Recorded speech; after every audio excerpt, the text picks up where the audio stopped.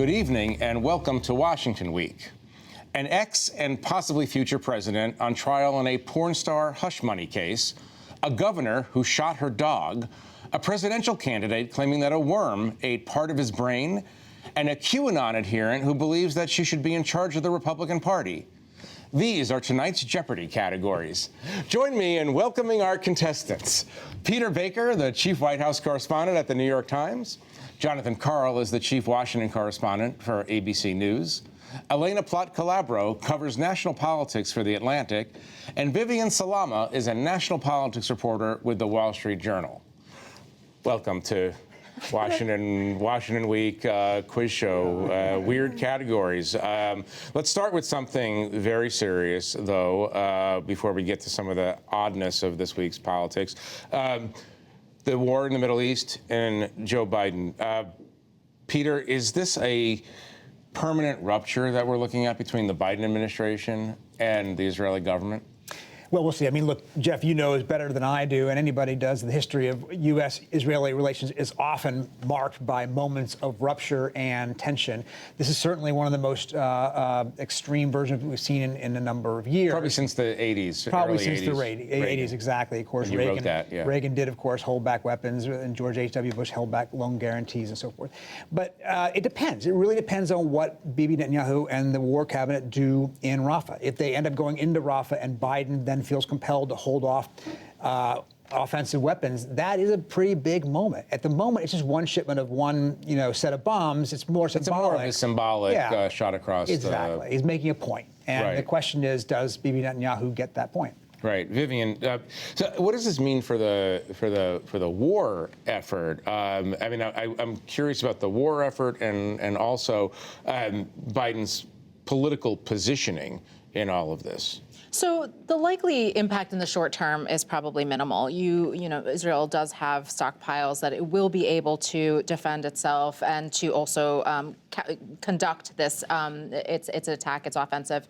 Right. Notably, in Gaza. America is not holding back on defensive weaponry, anti-rocket, and that's just it. President Biden, even with his comments this week, made it very clear that with regard to the Iron Dome that is so critical to Israel's defense, he is not going to touch that.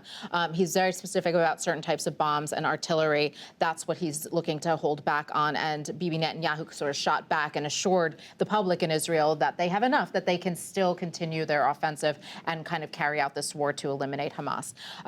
But it is still significant regardless of that. President Biden has come under significant political headwinds over this decision to sort of tap dance around the question of aid to Israel. He has gradually come around to say, okay, we're going to review it, we're going to consider withholding, but he's always added that caveat of, we'll still give them what they need to defend themselves. Does this new report from the State Department looking at possible violations of international law on the part of Israel, does that give Biden some top cover here to keep pressuring Netanyahu? For sure. And so the State Department report, which, by the way, was several days late because you could see that there was a lot of internal wrangling, they said that there's reasonable evidence of possible violations of international law in Israel. There's a lot of caveats in the report already. They even said that they didn't have, because they don't have access because of wartime conditions, they could not really thoroughly assess the situation. But they are still raising that possibility, which, by the way, will irritate the Israeli government without question. And so it is still significant just in terms of taking that step. But of course, Biden's critics say it's too little, too late. Right. John, I was talking to some folks in the Pentagon who are worried that these moves by Biden to distance himself from Netanyahu are actually going to make negotiating a ceasefire more difficult, because the pressure on Hamas to release hostages, Israeli hostages, has gone down. Do you have any sense of where this is going to take the war effort? Well, and it seems like that deal is falling apart. I think that's, again, the actual bombs themselves, we're basically talking about 2,000-pound bombs. Mm-hmm. That's the main thing holding back. Israel's got a stockpile. That's probably not necessarily what's going to be significant in a Rafah invasion. I mean, they are what you take tunnels out with. I think that one of the big challenges for Israel in all of this is a breakdown in the bipartisan consensus in the United States of U.S. support for Israel. I mean, look at how Republicans reacted to Biden's latest move. I mean, they're going to launch another round of impeachment proceedings. And when, Biden the idea that he was going to hold back some of these weapons had been out there, had been kind of leaked, and then he talked about it in the CNN interview, but there was no notification whatsoever to anybody in Congress, including Speaker Johnson, who had just laid his entire political, position on the line to support what aid for Israel, Ukraine, Taiwan.